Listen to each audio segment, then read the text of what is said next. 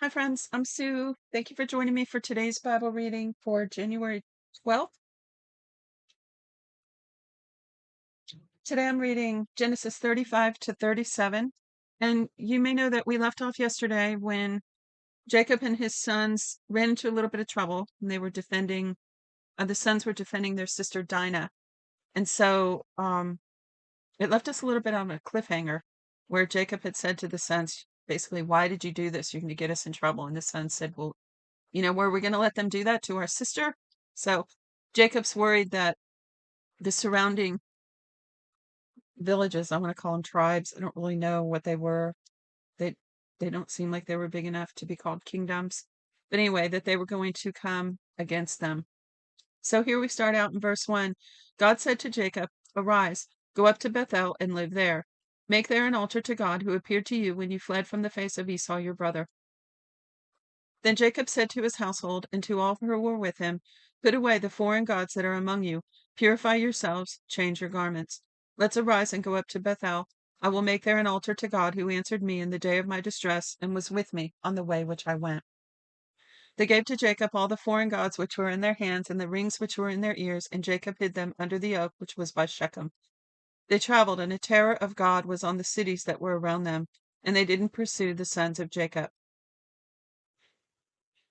So Jacob came to Luz, that is Bethel, which is in the land of Canaan, he and all the people who were with him. He built an altar there and called the place El Beth El, because there, it's interesting, it's three words, El Beth El, E-L, and then B-E-T-H, and then E-L, as opposed to one word, Bethel.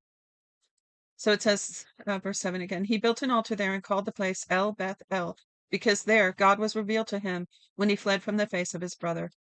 Deborah, Rebekah's nurse, died, and she was buried below Bethel under the oak, and its name was called Alon Bakuth. Now, I find it interesting that they got rid of all their idols and articles of witchcraft before they traveled. It's interesting how when people get in trouble, they straighten up their lives real quick. They wanted God's protection. They didn't want anything hindering his ability to protect them as they traveled to Bethel. Smart people. So they cleaned their life up. Verse 13, God went up from him in the place where he spoke with him. Jacob set up a pillar in the place where he spoke with him, a pillar of stone. He poured out a drink offering on it and poured oil on it. Jacob called the name of the place where God spoke with him Bethel. They traveled from Bethel. There was still some distance to come to Ephrath, where Rachel travailed. She had hard labor. When she was in hard labor, the midwife said to her, "Don't be afraid, for now you will have another son." As her soul was departing, for she died, she named him Benoni, but his father named him Benjamin. So Benoni means son of my trouble. And so when she died, Jacob renamed him Benjamin, which says here means son of my right hand. And so this is the last of the 12 sons of the tribe that became, the 12 tribes of Israel, for those who don't know. And this is special because this is Jacob's blood brother. Some of the sons were from Leah, some from the servants, and some from Jacob and Rachel. And these two are both from Rachel, who Jacob loved. So,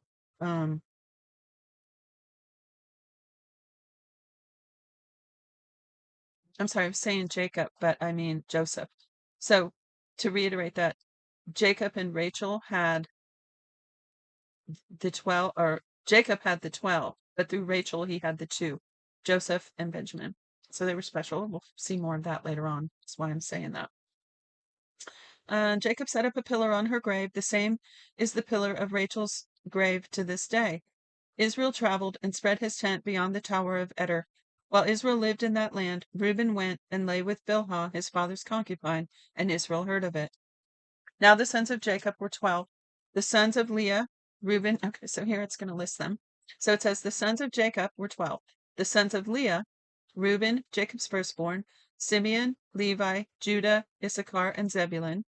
The sons of Rachel, Joseph and Benjamin, the two I just mentioned. The sons of Bilhah, Rachel's servant, Dan and Naphtali. The sons of Zilpah, Leah's servant, Gad and Asher. These are the sons of Jacob who were born to him in Padan Aram. Jacob came to Isaac his father, to Mamre, to Kiriath Arba, which is Hebron, where Abraham and Isaac lived as foreigners. The days of Isaac were 180 years. Isaac gave up the spirit and died, and was gathered to his people, old and full of days. Esau and Jacob his sons buried him. Now this is the history of the generations of Esau, that is Edom. Remember, those two words go together. So this is a new year, so let me reiterate this again. One of the things that makes Bible reading easier is when you realize that sometimes it's referring to the same place or person or persons with different names. So for example, here we have Esau, who later become Esau's offspring become the Edomites. So sometimes in, say, poetry later on, different references in the Bible, it may refer to Esau, it may refer to Edom, and they're generally speaking the same. Another example of that is when, let's see, the Bible refers to Babylon, but the Babylonians were, I think they were the Chaldeans before that, before Babylon was there. I think the Chaldeans were there and Babylon invaded, or the other way around, I don't remember. And that's where Nebuchadnezzar, King Nebuchadnezzar was. So when you're reading through certain books, certain of the narratives where this is going on, where you have things related to Nebuchadnezzar and Babylon, like in Jeremiah, for instance, the book of Jeremiah, it'll interchange those names. And if you don't realize that, you can kind of get lost in like, who are they talking about here? So keep that in mind for anyone who's new to Bible reading. Yeah, I'll try to point out some of those things as I see them because it'll make it easier. So again, verse 1 of chapter 36. Now this is the history of the generations of Esau, that is Edom. Esau took his wives from the daughters of Canaan, Adah the daughter of Elon the Hittite, and Aholibamah the daughter of Anah, the daughter of Zibeon the Hivite, and Basemath, Ishmael's daughter, sister of Nebaioth. Adah bore to Esau Eliphaz, Basemath bore Reuel, Aholibamah bore Jeush, Jalam, and Korah. I know Korah comes into play later on, I think. The Korahites, if it's the same Korah, I think it is. These are the sons of Esau who were born to him in the land of Canaan. Esau took his wives, his sons, his daughters, and all the members of his household with his livestock, all his animals and all his possessions, which he had gathered in the land of Canaan, and went into a land away from his brother Jacob. For their substance was too great for them to dwell together, and the land of their travels couldn't bear them because of their livestock. Esau lived in the hill country of Seir. Esau is Edom. This is the history of the generations of Esau, the father of the Edomites, in the hill country of Seir. These are the names of Esau's sons: Eliphaz, the son of Adah, his wife, the wife of Esau, and Reuel, the son of Basemath, the wife of Esau. The sons of Eliphaz were Teman, Omar, Zepho, Gatam, and Ganaz. Timnah was concubine to Eliphaz, Esau's son, and she bore Eliphaz Amalek. These are the descendants of Adah, Esau's wife. These are the sons of Reuel, Nahath, Zerah, Shema, and Mizah. These were the descendants of Basemath, Esau's wife. These were the sons of Aholibamah, the daughter of Anah, the daughter of Zibeon, Esau's wife. She bore to Esau Jeush, Jalam, and Korah. And why it repeated those twice, I don't know, and I don't even know if the lists are the same. Verse 15. These are the chiefs of the sons of Esau, the sons of Eliphaz, the firstborn of Esau, chief Teman, chief Omar, chief Zepho, chief Kenaz, chief Korah, chief Gatam, chief Amalek. These are the chiefs who came to Eliphaz in the land of Edom. These are the sons of Adah. These are the sons of Reuel, Esau's son, chief Nahath, chief Zerah, chief Shammah, chief Mizah. These are the chiefs who came to Reuel in the land of Edom. These are the sons of Basemath, Esau's wife.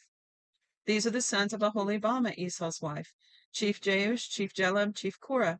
These are the chiefs who came out of Aholibamah, the daughter of Anah, Esau's wife. These are the sons of Esau, that is Edom, and these are the chiefs.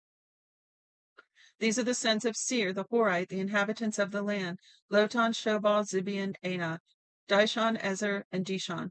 These are the chiefs who came of the Horites, the children of Seir, in the land of Edom. The children of Lotan were Hori and Heman. Lotan's sister was Timnah. These are the children of Shobal: Alvin, Menahath, Ebal, Shepho, and Onam. These are the children of Zibeon: Ai and Anah. This is the Anah who found the hot springs in the wilderness, as he fed the donkeys of Zibeon his father. These are the children of Anah: Dishon and Aholibamah, the daughter of Anah. These are the children of Dishon: Hemdan, Eshban, Ithron, and Sharon. These are the children of Ezer: Bilhan, Zavan, and Akan. These are the children of Dishon, Uz, and Aran. These are the chiefs who came of the Horites: Chief Lotan, Chief Shobal, Chief Zibeon, Chief Anah, Chief Dishon, Chief Ezer, and Chief Dishon.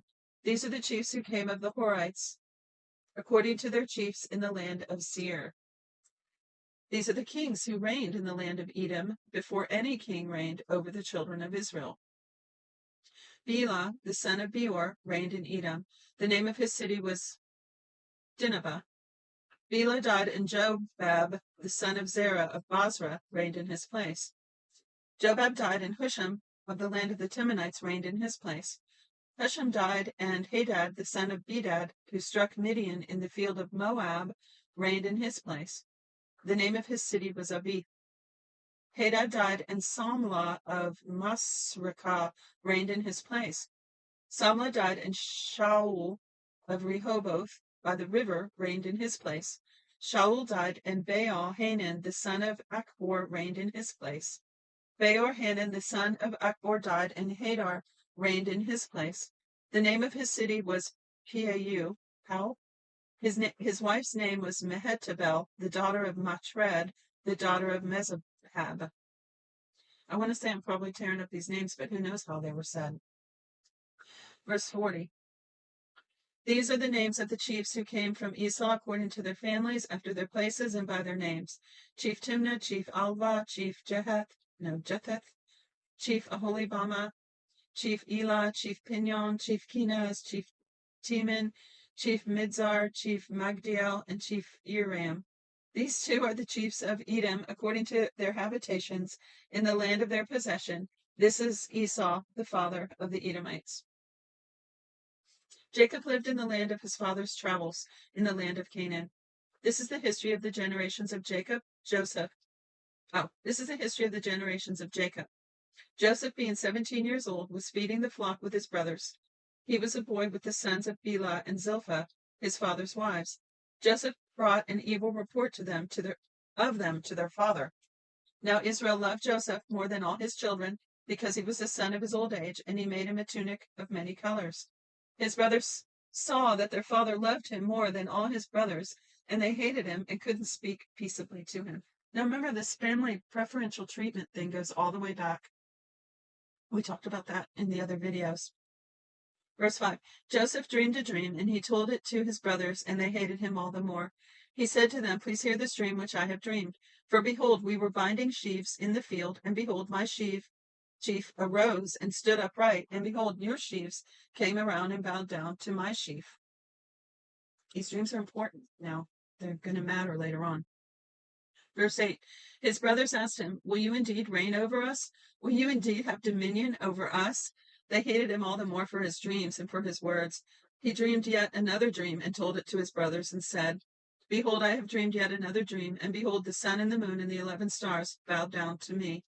He told it to his father and to his brothers. His father rebuked him and said to him, What is this dream that you have dreamed? Will I and your mother and your brothers indeed bow ourselves down to the earth before you? His brothers envied him, but his father kept this saying in mind. His brothers went to feed their father's flock in Shechem.